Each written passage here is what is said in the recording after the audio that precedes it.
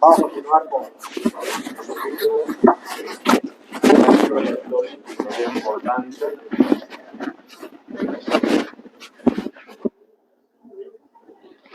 Es importante.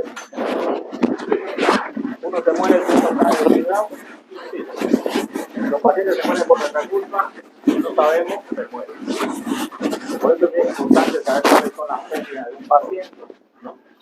En cirugía, por ejemplo, vámonos a la parte aplicada. Ya dijimos que hay pérdidas. Por ejemplo, aquí tenemos las pérdidas normalmente que tendría un paciente: orina, pérdidas insensibles, zona nasogástrica, evacuación, ¿no? Que más o menos hacen 3.600. Las pérdidas insensibles son aquellas que van con la respiración, ¿no? Que más o menos allí, pero obviamente esto puede variar, por ejemplo, de acuerdo a los ambientes, ¿no? Si estamos en una temperatura mayor de 38 grados, 40 grados, nuestro cuerpo va a 37, ¿no? Más 40, 45, 50 grados, nos podemos deshidratar. Y es una de las causas de muerte cuando la temperatura sube por encima de 40. ¿Quiénes son los pacientes que van a sufrir estas muertes? Generalmente son pacientes ancianos, mayores de edad. ¿Por qué? Porque ellos tienen una reserva fisiológica diferente a la de una persona normal. Pero cualquier paciente puede morir, inclusive un atleta puede morir, ¿no? Y este es un caso real que sucedió hace unos años. Un atleta que peleaba mucha... vale todo. Ella no, como 17 peleas. Tenía 18 años o 20 años, algo así. Tenía que competir en Tailandia. Él va a hacerse pesar antes de la pelea y pesaba como 2 kilos más de lo que requería para poder pelear. Él salió... ellos se deshidratan, ¿no? Pero aparte él salió a correr a una temperatura de 40 grados, se puso una chamarra gruesa. El entrenador lo pidió porque no había. 2 horas más allá estaba en una calle, en un canal, muerto. ¿Causa de la muerte? Deshidratación. O sea, la pelea no lo mató, pero un equilibrio de no lo puede matar. A un atleta, no está matando a un atleta. Imagínense ustedes un paciente que es un cardiópata, imagínense un paciente que es un paciente renal, imagínense un paciente que tiene fístula, imagínense un paciente que tiene obstrucción. Vamos a la parte clínica, ¿no?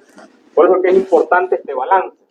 Nosotros en las historias clínicas, cuando estamos revisando con los estudiantes, por ejemplo, ayer estamos revisando a un paciente de cirugía 2 en el hospital, porque ahí vamos a ver lo que esto se puede hacer en un paciente, digamos. Entonces yo tengo que pensar, obviamente.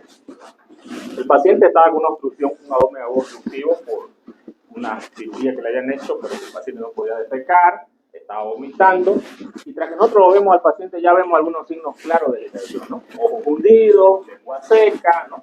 Que son signos claros y evidentes que uno de verlo nomás se da cuenta. ¿Cómo nosotros llegamos a apreciar la clínica de un paciente y a relacionar con el balance hídrico? Tenemos que rápidamente relacionar con el balance hídrico. Si yo tengo ingresos aumentados, ¿no? E ingresos disminuidos, ¿qué va a pasar? Está deshidratado, correcto. Y si yo tengo al revés, ingresos aumentados y ingresos disminuidos, ¿qué va a pasar? Sobrehidratación, el paciente se va a empezar a edematizar, edema agudo de pulmón, edema cerebral, puede hacer así, dependiendo. Entonces, ese concepto lo tenemos que tener claro aquí en la cabecita, ¿ya? Para que lo podamos aplicar. Cuando hablamos de los trastornos hidrohidráulicos en cirugía, ¿no?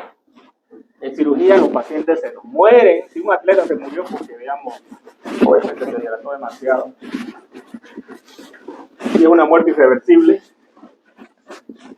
También nosotros en cirugía tenemos los casos de deshidratación e hiperhidratación. Los casos de hiperhidratación tenemos cuando no valoramos adecuadamente el balance hídrico, no valoramos los ingresos del paciente o no valoramos los ingresos. La hidratación y deshidratación va a aparecer cuando yo no evalúo adecuadamente los ingresos y los egresos del paciente. Por eso, yo les hago siempre una pregunta a los estudiantes cuando vamos al hospital. A ver, dice 40 gotas por litro, ¿cuánto le está dando el volumen? Ay, usted es malo, que no hace calcular. O sea, si no sabes eso, no vas a saber los egresos, o los ingresos, perdón, de un paciente. Y si sabes eso, sí vas a saber. Les pregunto, ¿cuánto es la dirección horaria? No, pero no van a aprender cosas de memoria. Tenés que saberlo de memoria. Porque cuando querés aplicar el balance hídrico, y vuelvo para atrás, ¿no? Tengo que saber la diuresis, ¿no es cierto? Bueno. Y si yo voy a hacer la hidratación por hora en un paciente que me llega choqueado, en un paciente que está hidratado, en un paciente renal, en un paciente que tengo que operar, en un paciente que tiene esta cardíaca, yo tengo que darle la diuresis horaria.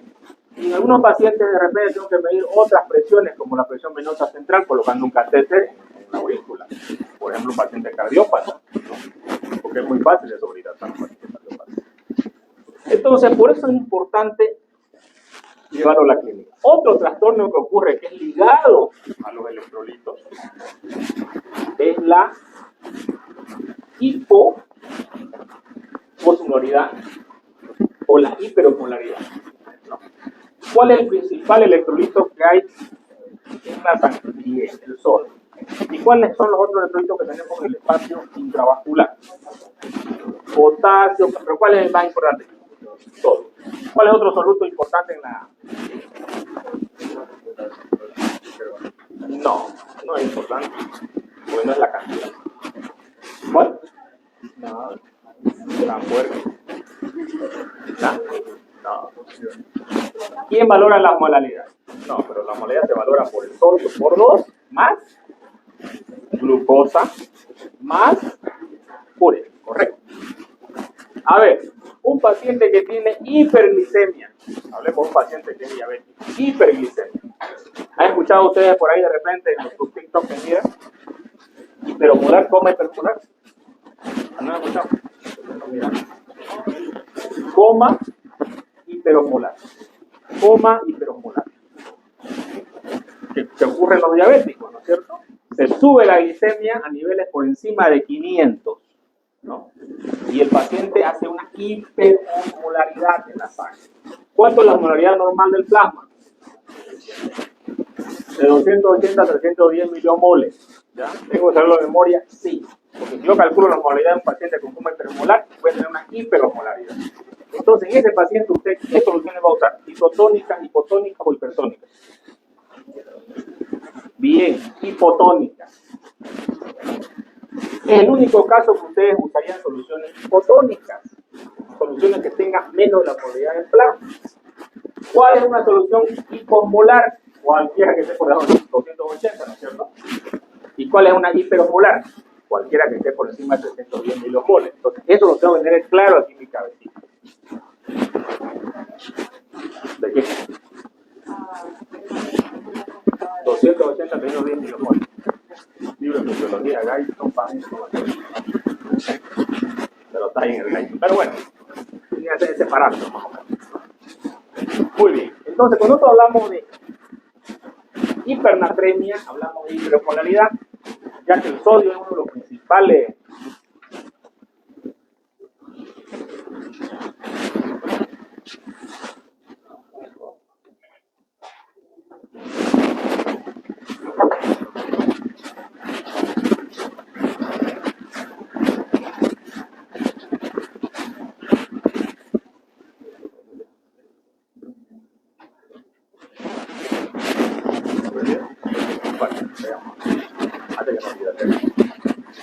trastorno de la expulsión de electrolitos. ¿Cuáles son los electrolitos principales que tenemos en el torrente sanguíneo? En el intravascular, o si quieren ustedes, también en el intracelular. Trastorno de la composición electrolítica. Tenemos hipercalemia, ¿qué significa? Potasio. Hay una pregunta que nos hacía los otros tanto valientes contestando, para que digamos calcio. ¿Se sabía? No decía. Hiper o hipocalcemia, hipo o hipercalcemia, hipo e hipermagnesemia, hipo e hiperfosfatemia.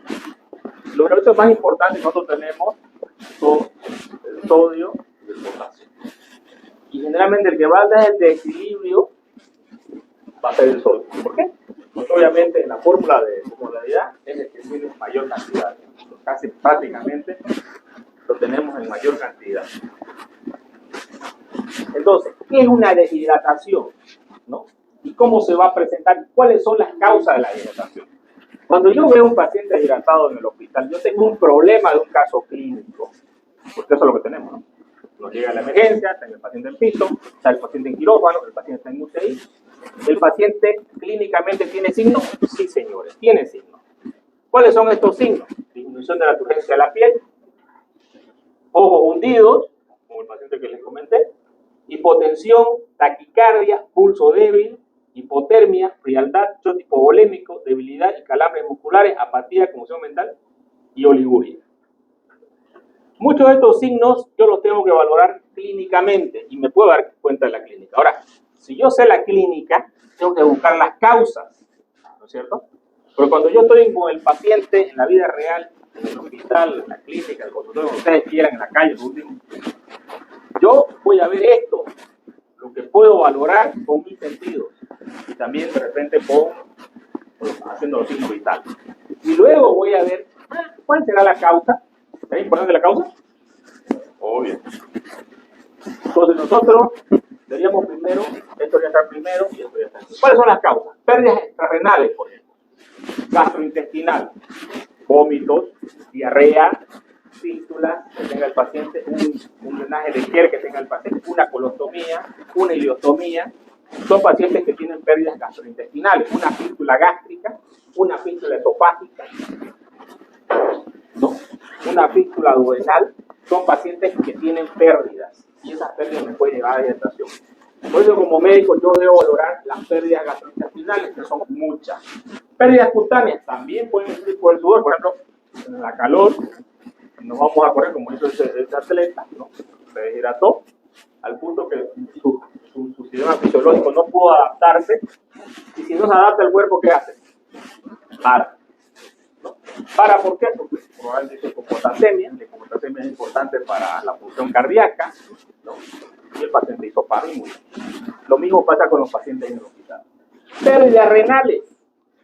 ¿Cuáles son las causas de pérdidas renales que pueden llevar a una hidratación? En la fase inicial de insuficiencia renal aguda, el paciente puede tener una fase poliúrica, que quiere decir que orina demasiado y puede perder grandes cantidades de líquidos. Por ejemplo, la diuresis osmótica. Si a un paciente le coloco manitol, que el manitol es un soluto, ¿no? El paciente va a empezar a tener una diuresis osmótica, ¿no? Si ese paciente yo le doy manitol por vía oral, que yo en cirugía le doy para preparar el colon, por ejemplo, le puedo producir diarrea a ese paciente. De hecho, le voy a producir diarrea a ese paciente. ¿Y qué tengo que prevenir yo si le voy a producir diarrea a un paciente? ¿Y cómo lo voy a prevenir? Colocándole una vía parenteral y colocándole una solución fisiológica. ¿Por qué? Porque yo sé la fisiopatología de lo que estoy produciendo en un paciente. Si le voy a producir diarrea, tengo que tenerlo internado a ese paciente con un suero. Tengo que estar valorándolo. Tenemos también la diabetes, por ejemplo, cuando hablamos del coma hiperosmolar, ¿no? Con los pacientes diabéticos, su umbral de la glicemia sube por encima de los 160 miligramos en sangre y el paciente empieza a orinar. De hecho, uno de los signos que ustedes han visto en semiología es que el paciente tiene poliuria, ¿no? Polidipsia, ¿qué más? Polifagia. Y mucho de esto viene por los niveles elevados de glicemia. Entonces el paciente le va a decir, yo empecé otro con esto, ¿no? Abuso de diurético. Hoy está de moda, ¿no? A veces hay chicas que no quieren hacer dieta, es muy común, y la vecina dice, se llama la que hace dos tallas, digamos, ya te va a hacer vestido.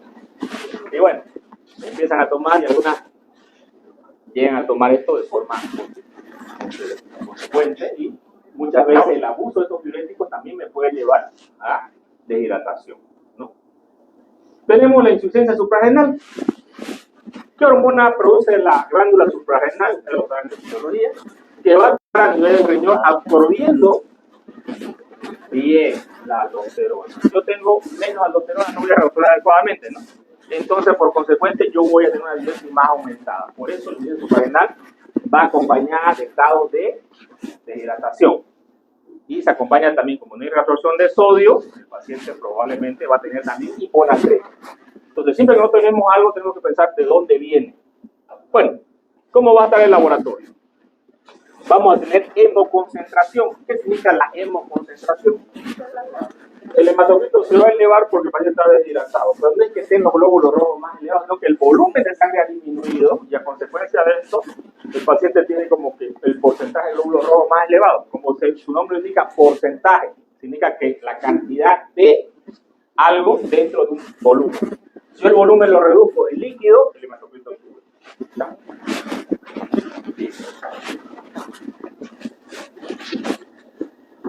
También podemos tener elevación de urea y creatinina. Se va a elevar porque el riñón empieza a sufrir. porque vamos a tener elevación de estos laboratorios. ¿Cuál es el tratamiento?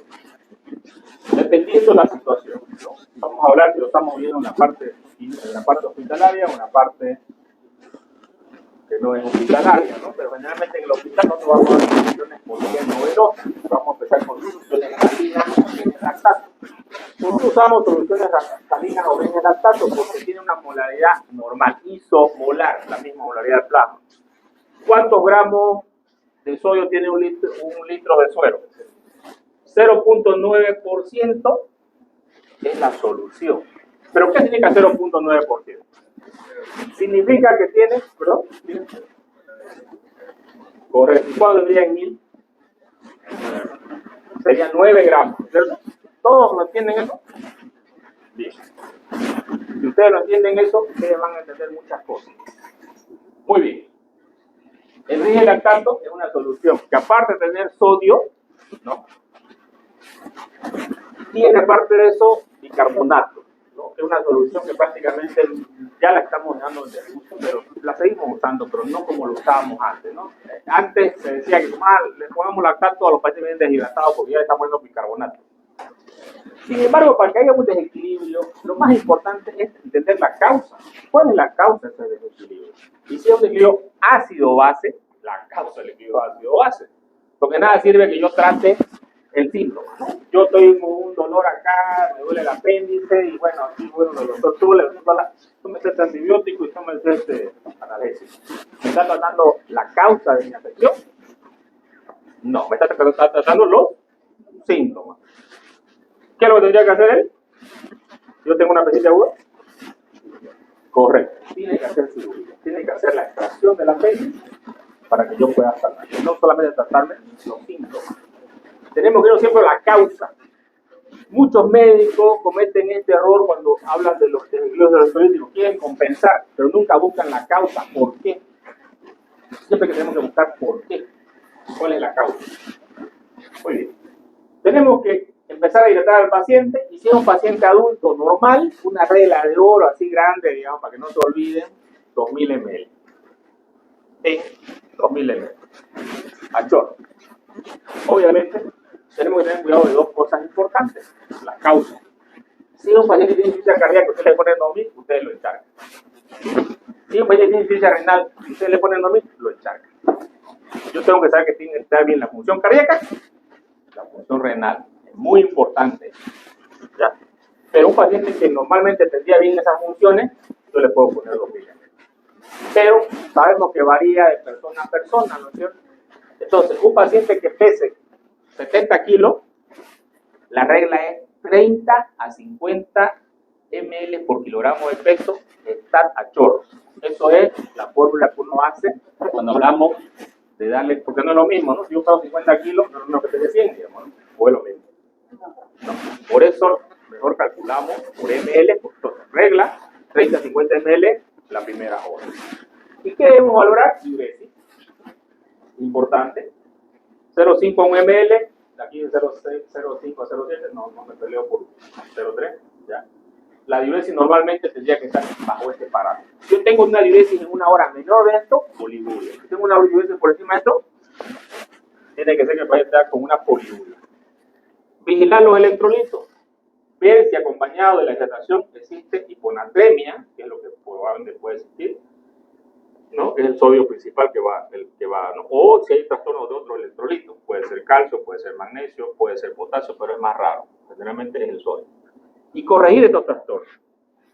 Luego, es importante tener en cuenta los espacios intra y extravasculares, y es importante la enfermedad que tiene el paciente. Por ejemplo, si un paciente tiene pancreatitis, ¿no es cierto? El paciente por la pancreatitis puede encontrar 6 litros de líquido dentro del abdomen en el páncreas. 6 litros. Ah, doctor, le puse 2000 y mire, sigue sin orinar. ¿Qué hago? Póngale otro 2000. Doctor, no orina, póngale otro 2000. 6000 puede, ¿no? Entonces yo valoro diuresis. Muchos de los pacientes que vemos en el hospital en la parte clínica, ¿no? Muchas veces no los hidratan adecuadamente. ¿Por qué? Porque no vigilan la diuresis. Usted vigila la diuresis. O sea, el egreso y el ingreso generalmente no va a tener problema, lo va a hidratar bien a su paciente. Entonces, aumente su hidratación.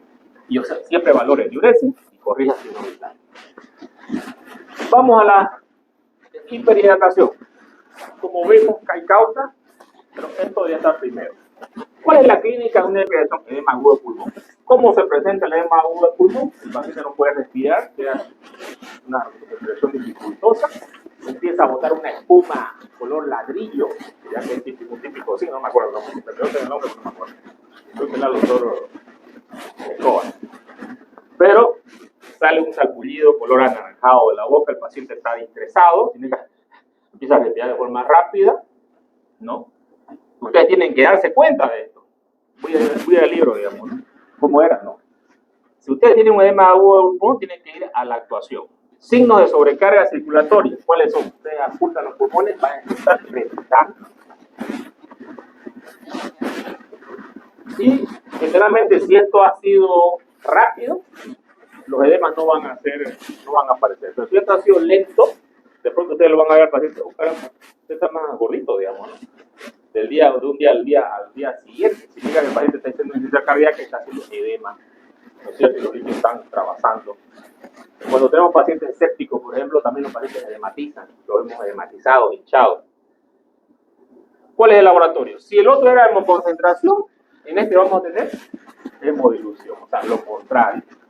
Entonces, tenemos nosotros eliminación de sodio por vía renal que puede haber, podemos tener una hiponatremia. ¿Cuál es el tratamiento?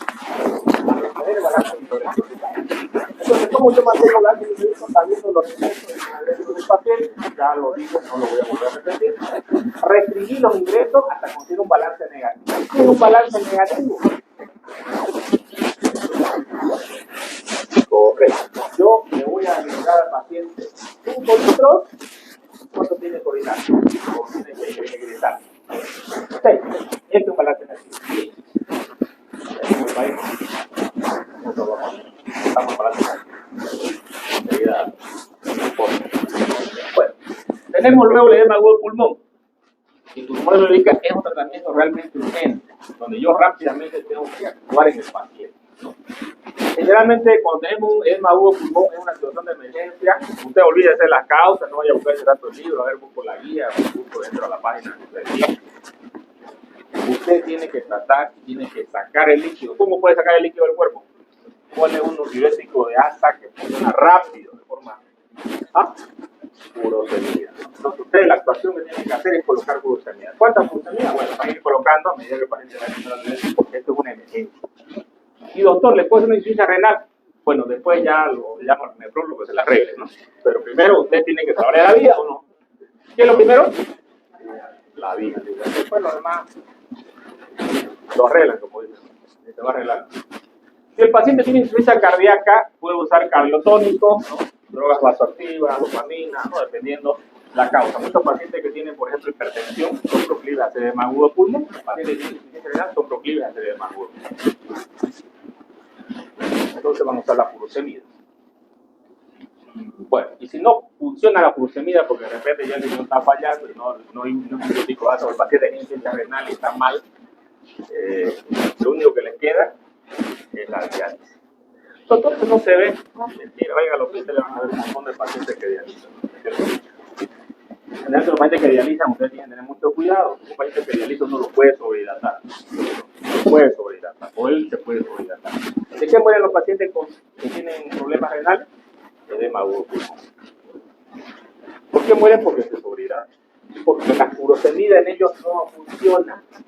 Entonces, algo importante que todo médico tiene que hacer: observación. Yo tengo que observar. Y esta es una habilidad que yo tengo que desarrollar, la observación. El mal observador nunca va a ser un buen médico. Jamás. Porque yo me tengo que dar cuenta de cosas que inclusive nadie se da cuenta. Mientras mejor observador soy, más cuenta me voy a dar las cosas. Entonces, cuando yo hago un tratamiento, tengo que observar. ¿Qué? Si el paciente orina. Si no orina, yo tengo que ir a buscar diálisis rápido con ese paciente o llevarlo a diálisis, porque es la única solución para que el paciente mejore, ¿no? El otro día, por ejemplo, en el hospital había un paciente que llegó de otro hospital. Le iban a colocar un catéter doble lumen, que son los catéteres para hacer diálisis, ¿no? Y me decía de emergencia, doctor, pero está descompensado, que no sé qué, ¿no? ¿Cómo lo voy a compensar? El país de insuficiencia renal terminal, ¿cómo lo voy a compensar? ¿Okay? Diálisis. ¿Cómo le voy a hacer la diálisis? No tiene catéter. Entonces ese paciente no lo puedo dar de alta yo del hospital, tengo que ponerle el catéter y hacer la diálisis. Si yo lo voy a dar de alta, se va a morir, ¿o no? Y aunque lo lleve a la terapia del John Hopkins, si no tengo un dializador, se me va a morir también. Entonces yo tengo que dializarlo. ¿Cómo lo voy a dializar? Ya con el John Hopkins sí tengo el dializador. Tengo que tener el catéter, pues, ¿no? Si no tengo el catéter no lo puedo dializar, es imposible dializarlo. Tengo el diálisis por vía sanguínea o por vía peritoneal. En este caso, él necesitaba que se pusiera el catéter, ¿no? Entonces, básicamente el paciente necesitaba sí o sí la diálisis. Tenemos trastornos de concentración, la hipomolaridad. Normalmente sabemos que el sodio va de 135 a 130, esa es una regla. Ya lo aprendimos hasta en el segundo año, afecta demasiado. Y ustedes tampoco tienen confianza. Hay cosas que sí tenés que saberlas de memoria. Si no las sabes de memoria, olvidás, flashcard, no sé, pero no vas a tener 1000 flashcards. O sea, hay que tenerlo así en la cabeza. ¿Por qué es importante esto? Porque si yo tengo un sodio por debajo de 135, estoy hablando de una hipomolaridad en el paciente, ¿no? ¿Cuáles son las causas de esto? Y esto lo voy a ver en el laboratorio. ¿Cuáles son las causas? ¿No? Voy a tener generalmente que de repente se le metió demasiada agua. Hay personas que toman mucha agua, ¿no? Agua, ¿no? O hubo utilización de diuréticos como la furosemida, ¿no? O tiazidas que se exageró el uso. El paciente perdió bastante cantidad de sodio cuando urinó. Y por ahí tiene el hiponatremia. Polidipsia psicógena, ¿no? Hay personas que agua, no, no tienen sed, pero sí, psicógena, ¿no? Porque es un modo de trastorno psiquiátrico. Aspiración endodigestiva, ¿no? Esa es la aspiración que tienen a nivel de la clínica. Tenemos nosotros que el laboratorio es muy importante para esto, pero siempre que tiene que ir asociado al laboratorio. ¿Qué tiene que ir asociado? Correcto. La clínica, ¿qué es la clínica? Son los síntomas del paciente. Un paciente aténico, ¿no? Generalmente el sodio es importante para las funciones cerebrales. Entonces el paciente lo primero que va a tener es un adormecimiento, le va a dar un sueño, un cansancio. No va a tener hambre, anorexia, náuseas y calambres y obnubilación. Por ejemplo, un paciente que tiene una ileostomía, yo lo di al hospital, lo operé, le salvé la vida, bien, gracias, no vuelva hasta que se tenga ganas de operarse. Y ese paciente va y se deshidrata, porque yo no le indiqué el suero de presión oral, que ya le he indicado que tome todos los días, porque una ileostomía es una ostomía perdedora de sodio. El paciente va a empezar a tener astenia, va a empezar a tener anorexia, va a tener náuseas y calambres y obnubilación. Inclusive el paciente puede llegar a hacer coma hiponatrémico. Cuando tengo concentraciones de sodio por debajo de 110, sí. Obnubilación, estás dormido antes del coma. Ya no respondes a los estímulos que te van a hacer neurológicos. Obnubilación. Si tenemos por debajo de 110, 120, ataque convulsivo. Empezás a convulsionar, porque tus neuronas no van a poder trabajar, no van a poder funcionar, no va a haber potencial de acción. Entonces el paciente empieza a convulsionar. Pueden haber alteraciones psíquicas, ¿no? ¿Han visto esos que van por el desierto, ¿no? Y no hay agua? Y ven ahí en los ácidos, no hay agua. O sea, ya empieza a tener alucinaciones de la persona. Cuando tenemos convulsiones por debajo de 110, ya está en coma. ¿Cuál es el coma? Aquel paciente que ya requiere de una intubación orotraqueal. Hay que intubarlo al paciente y hay que seguir la vía ventilatoria. El paciente tiene una escala de Glasgow probablemente de 3, va a estar bastante bajo. Cuando hablamos de los laboratorios, pedimos un ionograma, que tenemos un laboratorio de emergencia, se pide un perfil de emergencia, se llama, que me sale inmediatamente el laboratorio, ¿no? Le da una gasometría, sale la gasometría y ionograma, es un perfil de emergencia. Nosotros en el hospital lo tenemos, gracias a Dios. Y si no lo tuviéramos, tendríamos que esperar que salga el laboratorio hasta que el paciente se nos muere. En emergencia lo usamos rápido. Electrolitos en plasma, también es importante para ver el sodio urinario, pero eso ya tarda un poquito más, ¿no? Equilibrio ácido-base, vemos en la gasometría el pH, ¿no? Que el pH no va de 735 a 745. Por debajo de 735 hablamos de acidosis, por debajo de 745 hablamos de alcalón. Luego tenemos que hacer también la glicemia, urea y creatinina. ¿Por qué tenemos que hacer glicemia, urea y creatinina? Porque son alteradores de la osmolaridad y porque también uno de los órganos que puede estar fallando es el riñón y la creatinina es un parámetro muy importante. Por eso que dentro de los parámetros de gravedad, de casi de todo lo que vamos a tener una creatinina que va a estar elevada. ¿Cuál es el tratamiento? Vamos a usar el tratamiento, se va a administrar sodio, pero el sodio tenemos que tener cuidado en la forma de administrar. No podemos administrar soluciones hipertónicas, por ejemplo, así directamente. Tenemos que ir subiendo el sodio a poco. ¿Por qué? Porque el cuerpo no se va a adaptar a esto si lo ponemos de golpe. Entonces hay una fórmula que se hace, ¿no? El sodio ideal menos el sodio real por el peso más el agua corporal total. Entonces esta fórmula es importante. Cuando nosotros hacemos esta fórmula, que aquí tenemos el ejemplo, ¿ya? Por ejemplo, déficit de sodio, sodio deseado, sodio real, por agua corporal total. ¿Por qué se pone 0,6? Porque 60% es la cantidad de agua que tenemos normalmente, ¿no es cierto? En el cuerpo, todo. Entonces, déficit de sodio, 130 menos 100, este es el ejemplo, 110, por, si un paciente pesa 70 kilos y quiero calcular su agua corporal total, es 42 litros. Entonces, pongo el 42 acá, 130 por 100 menos 110, me sale 20, por 42 me sale 840. Divido entre 2 y tengo 420 mil equivalentes. ¿Cuántos sueros son 420 mil equivalentes? Un suero solamente nosotros vamos a dar 140 litros. Pero tenemos también nosotros los colectores de sodio, que podemos prepararlos, pero no mayores al 3%.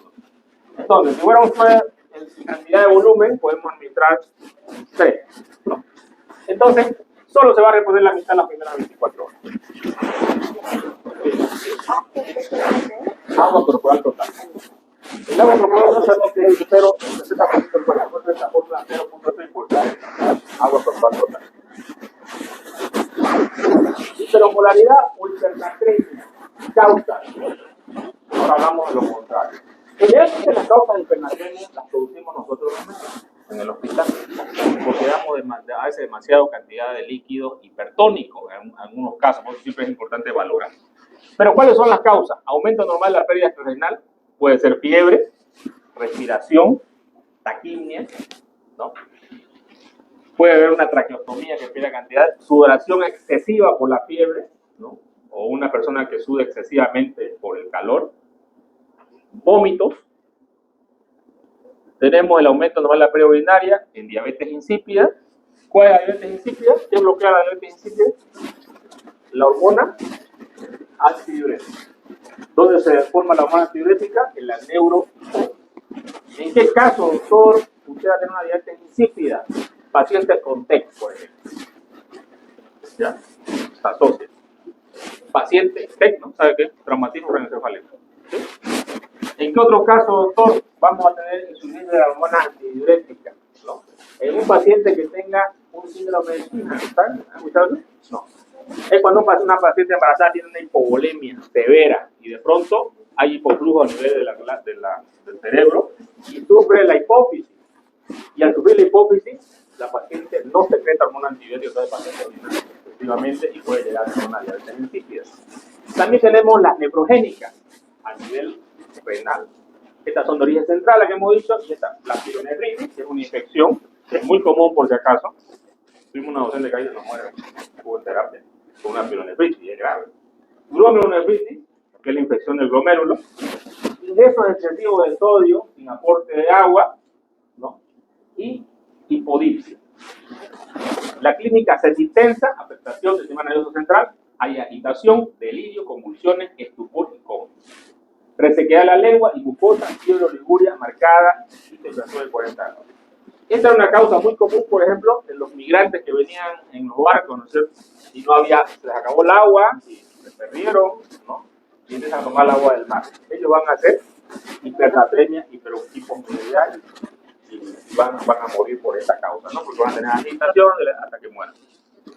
Temperaturas elevadas también causan, ¿no? Laboratorio, obviamente vamos a medir la polaridad, va a estar el sodio aumentado. ¿Cuál es el tratamiento? En este caso, agua, ahí está todavía consciente, podemos darle agua por vía oral o con una sonda nasogástrica de incubado. Y en este caso, el único caso que ustedes usarían soluciones hipomolares. Si la solución isotónica es de 0,9, una solución hipomolar de sodio sería 0,45, ¿no? O también podemos usar soluciones salinas que sean hipomolares, por debajo de la molaridad normal.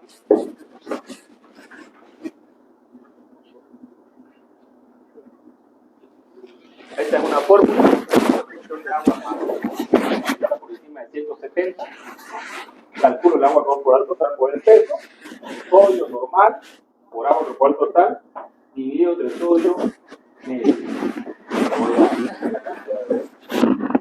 Bueno, otro trastorno de hipocalemia, eso sí es frecuente en los hospitales de ustedes, porque no le indicó el potasio. El potasio normalmente viene en una ampolla de 7 milicalentas, una ampolla de 20 milicalentas, 4 requiere una persona al día de 1 a 2 miligramos kilogramos de peso. Yo pago 70 kilos, requiero más o menos 70 miliequivalentes, más o menos una fórmula de darle 720, 3 ampollas, pero bueno, una hidratación. Un solo de mí solamente se pueden colocar 2 ampollas. ¿Cuáles son las causas? Pérdidas extrarenales, vómitos, diarrea, pérdidas intracelulares como alcalosis, medicamentos nefrotóxicos como aminoglucósidos, alcoholismo y acidosis tubular. Clínica. Generalmente nosotros vamos a tener esto primero, ¿ya? ¿Cuál es la clínica? Arritmias, descenso CT, inversión de la onda T, calambres, temblores, hiporreflexia, náuseas, vómitos y pólipos. ¿Por qué vamos a tener calambre? Porque hay una alteración de la bomba sodio-potasio, ¿no es cierto? Entonces no va a haber contractilidad, entonces va a tener calambre.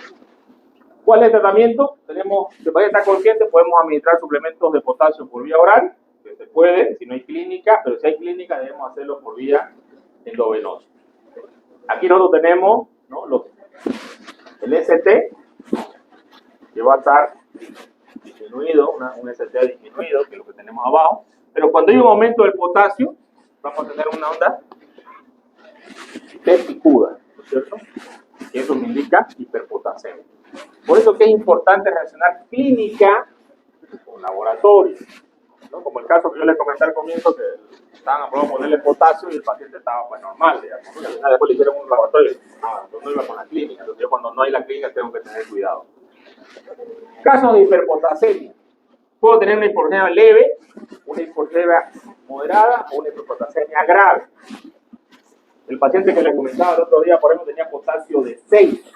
El potasio de 6 es un potasio muy elevado, que tendría que tener trastorno, pero como el paciente se va adecuando y va tolerando el cuerpo en el tiempo, porque tiene que ir a renal, muchas veces hay laboratorios que son incompatibles con otros pacientes. ¿Por qué? Porque han ido a poco, ¿no? Entonces nosotros podemos tener hipotasemia leve, de 5.5 a 6.5, moderada de 6.5 a 8, grave, mayor de 8 miliequivalentes. Y obviamente vamos a ver también las prolongaciones van a estar mucho más elevadas en caso de que nosotros tengamos o ya tenemos alteraciones del QRS más altas. Y aquí ya se acerca el paro por esta razón. De hecho, no podemos poner potasio directamente en una vena, ¿no? Si yo quiero matar a alguien, sí, digamos, le pongo potasio y se muere. Nadie vive, ¿no? De hecho, esa inyección letal que hacen, le ponen un anestésico y le ponen potasio. Y nadie vive. No sé si alguno ha vivido por eso, pero nadie. Este es un tratamiento de emergencia de la hiperpotasemia, ¿no? Vamos a ver paso a paso, 2021, tenemos que evaluar con el enfoque del ABC, ¿no? Siempre debemos valorar ABC, ¿no? Vía aérea, ventilación, circulación, terminológico y exposición completa del paciente, ¿no? Esa es una regla, un paciente que llega de emergencia. Hacer un electrocardiograma, monitorizar el corazón, excluir pseudo hiperpotasemia. ¿Qué es pseudo hiperpotasemia? Correcto, falsa hiperpotasemia. Entonces, como el caso de la pseudo, es de la pseudo hipopotasemia, ¿no? Administrar tratamientos empíricos para la arritmia que sospecha e hiperpotasemia. Si es leve, si es moderada, si es severa. Va a depender de los límites. Vamos a ver el cambio en el electrograma cuando es leve, fuere ancho, cuando es moderada y severa, y vamos a tener bradicardia. Después la bradicardia se viene el paro, correcto. Entonces nosotros cuando vemos la bradicardia del monitor, nos asustamos. porque sabemos que el paciente está por hacer paro, necesitamos para hacer la reanimación cardiopulmonar. Porque al paciente tenemos que abordarlo por la reanimación, pero también tenemos que ponerle la reposición de potasio en ese momento lo más rápido. Si tiene hiperpotasemia, disminuir el potasio lo más rápido posible. ¿Qué hacemos? Iniciamos calcio intravenoso, 10 ml de cloruro cálcico al 10% intravenoso, o 30 ml de gluconato de calcio al 10% intravenoso, ¿no? Tenemos que tener un acceso intravenoso grueso, de repente una vía central, y administrarlo en unos 5 minutos de forma lenta. ¿Por qué no de forma rápida? Porque también de forma rápida puede ser inconsecuente para el paciente. Repetimos el electrocardiograma para valorar cómo están las ondas. Consideramos otra dosis después de 5 minutos y los cambios en el electrocardiograma persisten. El calcio lo que hace es estabilizar las ondas del corazón, como que inhibe los efectos de la hiperpotasemia a nivel cardíaco. Esa es la teoría de usar primero calcio, ¿ya? Luego, el tratamiento es la infusión de insulina más glucosa. ¿Cuánto yo debo echar de glucosa, doctor? 250 gramos. Yo hablo de una solución, por ejemplo, de suero glucosado al 5%. ¿Cuántos suero glucosados tengo que poner? Para poner 25 gramos. 100 ml tiene 5 gramos, ¿no? Y 1000 tendría 50 gramos, ¿sí? 500, correcto. Pero 500 es mucho volumen, ¿no? Se me está muriendo el hombre, ¿no? Hasta que pase los 500 yo a ver. Entonces, ¿puedo tener una solución más hipertónica con menor cantidad de volumen? Sí. Tenemos hipertrosa al 33% y tenemos hipertrosa al 50%. ¿Qué significa esto? Que 50 gramos lo tengo en 100 ml. Entonces, ¿cuántos ml tendría que darle para pasarle 25 gramos? Correcto. Tendría que darle 50 ml para pasar 25 gramos si la solución es al 50%. Y si es al 33%, ¿cuánto? De volumen. Cada 100 ml va a tener 33 gramos. No menos, ¿no? 80, más o menos 80. No, 25. 25. Ahora, esos 25 gramos que yo estoy colocando de dextrosa, tengo que aplicarlo con 10 unidades de insulina endovenosa. Y eso tiene que pasar más o menos en 15 a 30 minutos. Entonces yo la puedo diluir para que pase en este periodo de tiempo la insulina junto con la dextrosa, ¿no? Y aquí está el ejemplo de la glucosa en el 50%, las soluciones que pueden usar ustedes, la cantidad de volumen, ¿no? Si la glicemia previa al tratamiento es menos 7 milimoles, iniciar infusión con glucosa al 10% o 50 ml, la duración de 5 horas y 5 gramos. Considerar, si no mejora, puede usar salbutamol, 10 a 20 miligramos de nebulización. Riesgo de hipoglicemia puede existir, ¿no? por la insulina. Debo medir inmediatamente la glicemia, cómo está el paciente, y si está hipoglicémico, le puedo dar más dextrosa, no hay problema, ¿ya? También se pueden usar otros medicamentos, ¿no? El ciclosilato de sodio, ¿no? Y si no mejora el paciente con estas soluciones, tengo que pensar también en diálisis, porque probablemente el paciente tenga una insuficiencia renal, como el caso que le comenté. La única forma de bajar el potasio va a ser por diálisis, ¿no? Entonces, considerar causas de hiperpotasemia y prevenir la aparición de estas. Entonces, nosotros tenemos que tener siempre en cuenta la prevención de los pacientes. Sabemos que un paciente con insuficiencia renal es algo muy frecuente, que los pacientes es muy común que el paciente vaya a hacer una hiperpotasemia. No, esto es lo mismo que hipocalcemia, ¿no? Es la bajada del calcio, porque el calcio va a disminuir.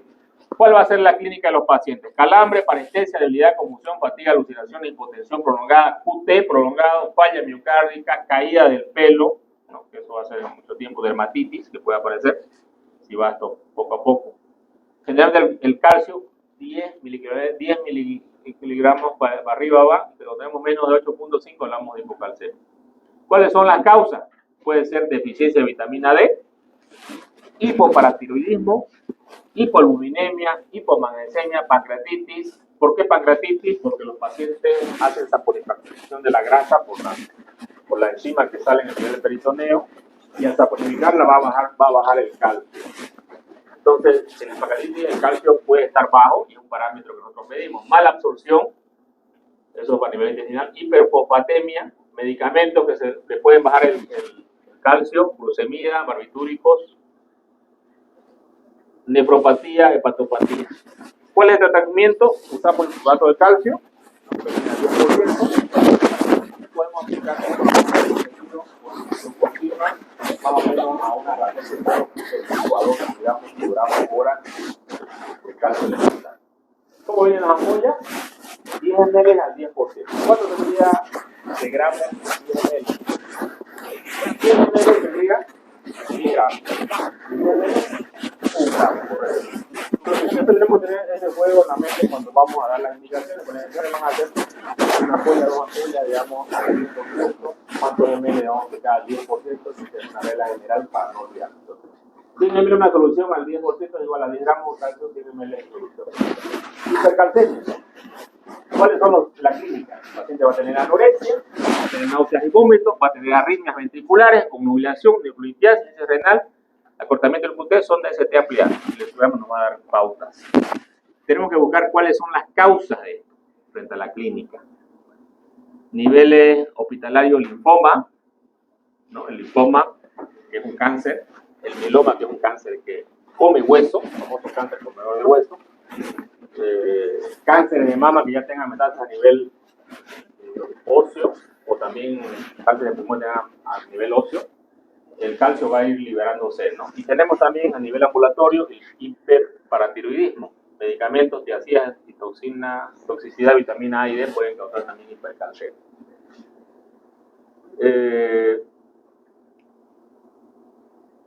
Tratamiento. Vamos a hidratar al paciente con solución fisiológica al 0,9%, 200 cc por hora. Vamos a dar furosemida, y si no mejora el paciente con estas dos primeras, vamos a hacer hemodiálisis. En caso de que detectemos que el problema es por insuficiencia de glucocorticoides, podemos dar glucocorticoides, o si es por problemas a nivel paratiroideo, ¿no? Podemos dar la hormona paratiroidea, que es la calcitonina, y con eso el paciente va a mejorar, identificando la causa. Si es un cáncer que tiene el paciente, vamos a usar los bifonatos que bloquean la resolución ósea. Y esto obviamente va a ser, a veces se va una vez al mes, por vía endovenosa, va a depender de qué tipo de bifonato usemos. Más usado es el alendronato, que también hay por vía oral y también hay por vía endovenosa. Por vía endovenosa se le pone a los pacientes con metástasis en hueso, generalmente cada mes, ¿no? Una ampolla, dividida, lenta, y esto va a disminuir que se siga reabsorbiendo el hueso y se siga haciendo el paciente. La hipomagnesemia, ¿no? ¿Cuál va a ser la clínica? Miopatías, calambres, temblores, apatía, depresión, agitación, confusión, alucinaciones, arritmias, náuseas, vómitos, hipocalcemia, hipocalemia, refractaria. Entonces vamos a tener el electrocardiograma. También en la hipocalcemia podemos ver ese signo de truceo, que es famoso. Al paciente hace así, ¿no? ¿Qué pacientes nos hacen esto en cirugía? Los pacientes que sacamos la tiroides, por ejemplo. Y la paratiroides es la paratiroides es una hormona pequeñita que está encima de la tiroides, ¿no? Son 4 que están en los 4. Cuando se extraen y se sacan estas más sin querer, obviamente si no hay que dejarla, el paciente puede hacer hipocalcemia de por vida, va a estar calcio siempre porque no. Es una de las causas. Hipermagnesemia. Tenemos las causas, las clínicas. Aparecen con magnesio por debajo de 4 miligramos, náusea, convulsión, debilidad muscular, hipotensión, arritmia, depresión respiratoria, ¿no? Causas: descenso de la eliminación y insuficiencia renal, ingesta excesiva de antiácidos. Los antiácidos, que son a veces de uso rutinario por los pacientes, laxantes también, antiácidos, tenemos cualquier antiácido, hidróxido de aluminio, ¿no? Es un común, toman alguien para la gastritis, ¿no? Pero toman excesivamente, o personas que hacen dieta y no están comiendo más encima, le ponen esto, entonces muy rápidamente pueden hacer hipomagnesemia, ¿ya? Y es común. Tratamiento: vamos a tener que mejorar el calcio, ¿no? el magnesio. El magnesio viene también al 10%, ¿no? Podemos colocar una cuelladura de magnesio en 100 ml y podemos empezar a darle al paciente para mejorar esto. La hipofosfatemia, este es un trastorno bien raro, pero sí ocurre también, pero es raro. Tenemos generalmente que van a aparecer en la clínica insuficiencia respiratoria, convulsión, calambres, temblores, cardiomiopatía congestiva, anorexia, náuseas, vómitos, mialgia. ¿En qué pacientes lo vemos? Muy comúnmente se ven alcohólicos, pacientes que no comen y todo el tiempo están tomando alcohol y no comen. Entonces, estos pacientes pueden hacer también esta causa. Deficiencia de vitamina D, sales de calcio, redistribución como en la administración de insulina y adrenalina. Clínica, ¿no? Si ya dijimos la clínica, tratamiento, podemos administrar por vía oral o por vía endovenosa. Generalmente la única forma de encontrarlo por vía endovenosa es con nutrición parenteral, ¿no? Hay que hacer con nutrición parenteral. Los pacientes que no comen pueden hacer este problema. Tenemos la hiperfosfatemia. ¿Cuál es la clínica? Calcificaciones metastásicas en articulaciones y tejidos blandos o hipocalcemia, ¿no? Entonces esa es la causa de la hiperfosfatemia. Precisamente va a pasar por la tratamiento, dar compuestos ligados al fosfato como sales de calcio y en este caso, ¿no?, hidróxido de aluminio para disminuir los niveles de fosfato a nivel sanguíneo. Muy bien, tenemos ahora la composición, bueno, trastorno del ácido base. Ya ustedes saben que los hidrogeniones es un logaritmo negativo, ¿no es cierto? Por eso cuando hablamos de acidosis es que tenemos más hidrogeniones en la sangre, ¿no? O menos. Más, correcto. Tenemos más. Entonces, acidosis tenemos muchos hidrogeniones en la sangre, ¿no? Y estos hidrogeniones se van a liberar por dos sistemas, ¿no? El sistema respiratorio y el sistema renal. No hay más. Si tengo fregado el pulmón, no voy a poder eliminar el CO2 adecuadamente, voy a tener una hipercamia. Si no tengo funcionando el riñón, no puedo producir bicarbonato y tampoco va a mejorar el paciente, ¿no? Por eso que esta es una regla fácil, una regla sencilla que yo tengo que tener cuando veo un paciente siempre, veo que es grave. Tengo que tener valoración de la función renal y la función pulmonar, cómo está. ¿Y cómo yo puedo valorar estas funciones? Con la gasometría arterial. Por eso que la gasometría arterial es algo importante que ustedes tienen que saber de memoria también, ¿ya? Tenemos que saber cuánto es el pH, cuánto es la presión de CO2 normal, ¿no? El pH va a decir 35,745, el peso va igual que el otro, 35,25, el bicarbonato va de 22 a 26, bueno, algunos libros dicen 27, la oxigenación, tengo el sodio, 130 a 135, potasio 3.5, calcio 8.5 a 10, cloro 96 a 108. Entonces yo los parámetros que necesito son los que están acá arriba para saber cómo está, si es acidosis o es alcalosis.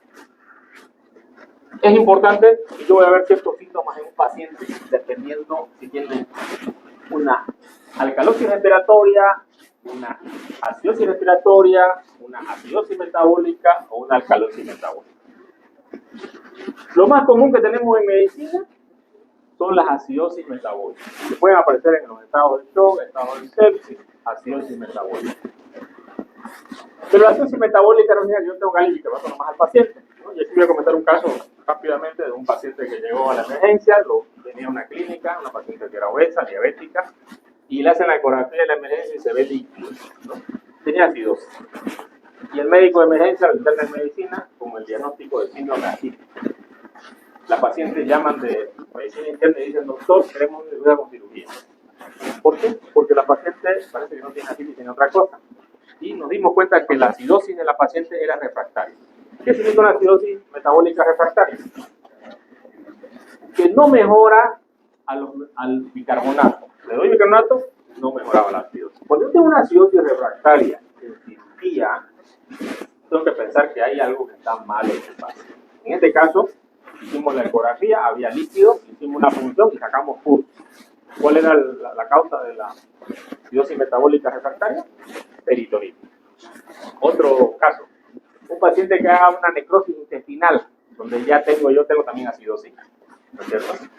Y es acidosis refractaria también, ¿no? Ahí no mejora, entonces llaman a cirugía. Cirugía, ven a investigar, entonces yo tengo que ir a investigar, digamos, ¿no? Y cuando yo no tengo dudas, ¿cuál es si no tengo estudios que me van a dar las pautas para decir sí hay que operarlo? La otra es operarlo. Y la cirugía también es un método diagnóstico, ¿no es cierto? Ah, no era nada. Bueno, ya descartamos. Sigan trabajando ustedes. Se lo vuelvo a pasar a terapia. Vale.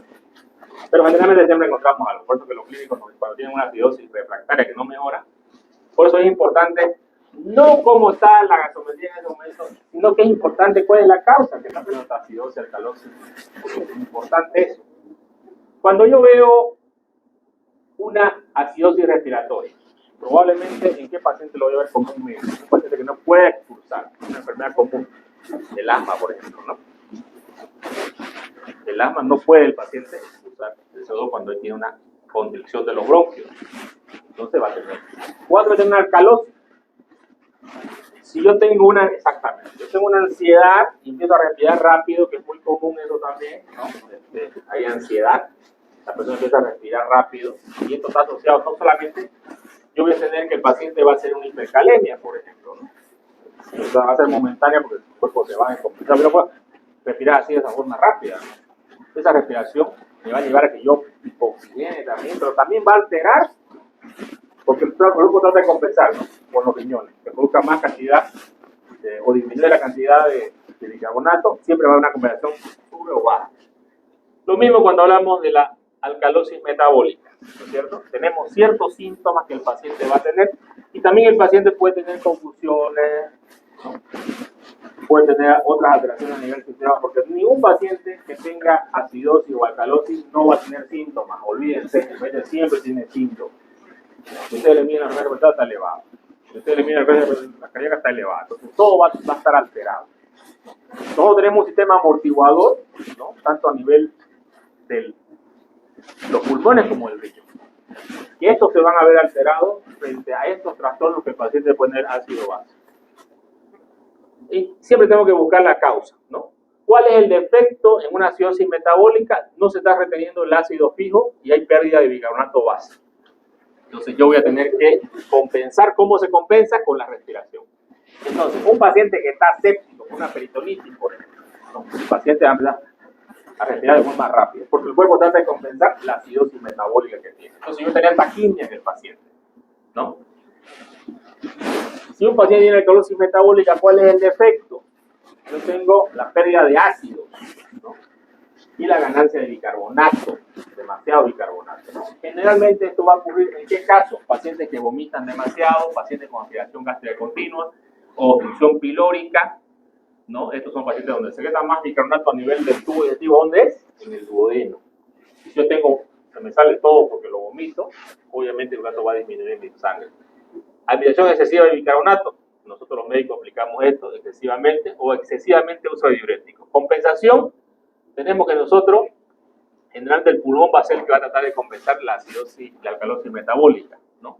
Y lo que va a hacer el pulmón es disminuir la frecuencia respiratoria. Si en una acidosis tenía un aumento de la frecuencia, en una alcalosis metabólica tenemos una disminución.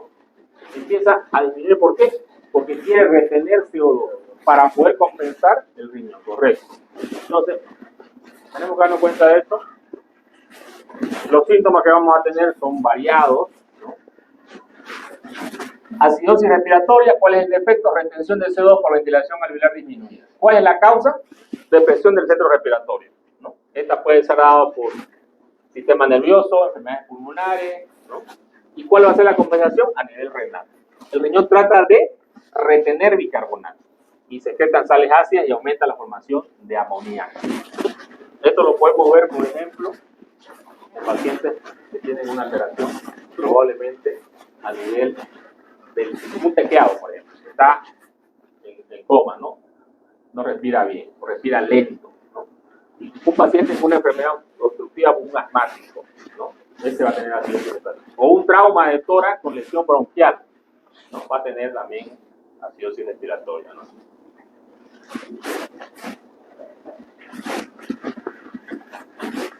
Tenemos la alcalosis respiratoria, ¿no? Ya dijimos que esta va a haber una hiperventilación, ¿no? Exagerada, por eso con los tratamientos nos llevaban muchos pacientes con disfonía neurovegetativa, se llamaba, ¿no? O HI, decían, ¿no? Histeria, ¿no? Porque el paciente llegaba, porque bueno, qué sé yo, digamos, eran mujeres, ¿no? Pues ya ahorita llegan hombres. Se peleaban, digamos, y ya ¿no? Respirando así. Y de pronto el paciente, el tratamiento era retener el CO2, le ponía una bolsita, ¿no? Y con eso el paciente empezaba a mejorar y empezaba a abrir los ojos, ¿no? Y mejoraban muchos de ellos. Había un doctor, mayorcito Pulunga, le decían los venía, venía y le agarraba el cabello, venga, acá y lo metía ahí al lavamanos, le echaba agua. Mejoraban también, ¿no? Tratamiento más prioritario, pero funcionaba. Nosotros, como nos damos cuenta, el paciente tiene HI, generalmente poníamos en la cara su mano, el paciente queda ahí, ¿no? Así está, no se mueve. Agarramos la mano y la mano no cae nunca en la cara. Si ella está inconsciente realmente, la mano va a caer en la cara, ¿no? Le va a dar, ¿no? Si yo no se lo está en la cara, ¿no? Una vez llegó, igual, había una paciente ahí que estaba con sintonía, tenía, bueno, pelo rubio. Llegó un médico y dice, ¿qué hace esta choca teñida? Se paró la paciente y le brincó al médico. Y le dio. Nunca hay que insultar a una mujer, por si acaso. Un pecado. Igual la curó, digamos. Ese fue otro tratamiento que hubo. A la paciente se le pasó toda su sintonía, no estaba. Bueno, esa es una causa común. Muy bien. Generalmente van a ser por vómitos incoercibles, aspiración gástrica que va a aparecer, ¿no? Muy bien. Todos estos trastornos pueden ocurrir en el intraoperatorio o pueden ocurrir en el postoperatorio y es importante un pre en la emergencia, por eso son importantes los estudios. Por ejemplo, aquí tenemos, porque no se olviden, el signo de la moneda afilada, que indica obstrucción. En una obstrucción, una causa de obstrucción puede ser una hipopotasemia en un postoperatorio, por ejemplo. ¿Cierto? Ahorita hacemos la sutura de intestino, ¿no ves? Cuando hacemos sutura de intestino, ¿se acaba ahí mi tratamiento? No, tengo que ver mi postoperatorio. Hago mi sutura excelente, no puede ser.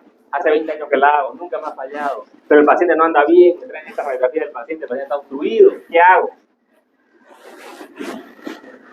Puedo hacer un tratamiento médico y lo primero que tengo que hacer es medir cómo está el potasio, porque el potasio si está bajo, puede ser que requiera que le dé potasio y el paciente va a mejorar. Por eso es importante tenerlo claro en la mente, que una causa de ilio que puede tener el paciente puede ser hipopotasemia. Pero también puede haber trastornos durante la cirugía, sí. Por eso que el que va a vigilar durante la cirugía es el anestesiólogo. El anestesiólogo va a vigilar mediante una gasometría cómo están sus parámetros. Entonces, yo debo valorar al paciente el pre, el tran y el postoperatorio. Y estos cambios tienen que ser importantes que tengo que darlos en el paciente, ¿no es cierto? O en enfermedades también que pueden haber terceros espacios, peritonitis, pancreatitis, oclusión intestinal. ¿Qué es un tercer espacio? Cuando algo se está dematizando y se encuentra líquido. En el páncreas, en una pancreatitis, dice el paciente puede secuestrar 6 litros. En una peritonitis el paciente puede secuestrar 20 litros.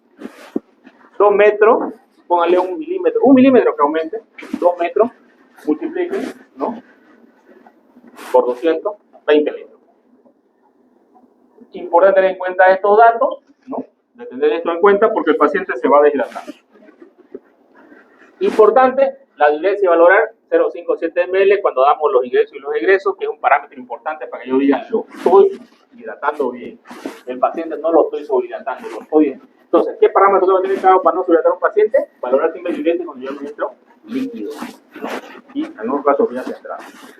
En el tramo operatorio voy a tener mucho más monitorizado al paciente, inclusive tengo un monitor y constantemente me dice la frecuencia cardíaca, inclusive yo le puedo colocar una presión invasiva a nivel arterial y puedo saber la presión constante, le puedo colocar una vía central y puedo saber la presión venosa central, le puedo colocar a la arteria pulmonar y puedo saber la presión en cuña y voy a tener una evaluación adecuada, pero obviamente va a depender del paciente, ¿no es cierto? Si un paciente cardiópata, un paciente que tiene una cirugía cardíaca, este tiene que tener todas las medidas, todas las mediciones. Entonces, otro tipo de cirugía también está bien, si un cardiópata de repente no necesito colocar una vía central, ¿no? Eso va a depender del caso.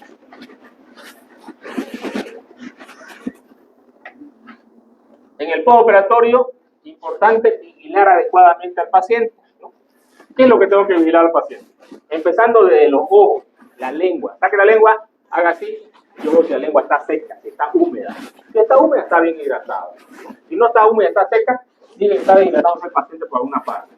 Tengo que valorar los débitos de las sondas, los drenajes, sonda Foley, de la ileostomía, lo que tenga el paciente tengo que verificar el abdomen, el cuerpo del paciente. Es importante saber si el paciente está con dieta o no está con dieta. Generalmente siempre los pacientes después de una cirugía nosotros los dejamos sin dieta unos 2 días, ¿no? 3 días, y mientras ese periodo de tiempo que el paciente está en ayuno, yo tengo que administrar soluciones de hidratación, sodio y potasio. El potasio no tengo que pasar menos de 60 equivalentes cada día. Y un paciente que requiera más puedo llegar hasta 90, pero no nunca más de 60 en un suero de 1000. Valorar los drenajes, ¿no? Valorar la hoja y la historia que digan los ingresos de egreso del paciente, qué fue lo que comió, si vomitó o no vomitó, se le da la zona torácica de cuánto, todo eso debo cuantificar. Debo saber las soluciones que estoy administrando, la cantidad de sodio y glucosa que estoy midiendo al paciente, porque ustedes son importantes, porque yo sé cuánta caloría le doy al paciente, sé cuánto del estado de electrolitos y de sodio y potasio, ¿no? Es muy importante.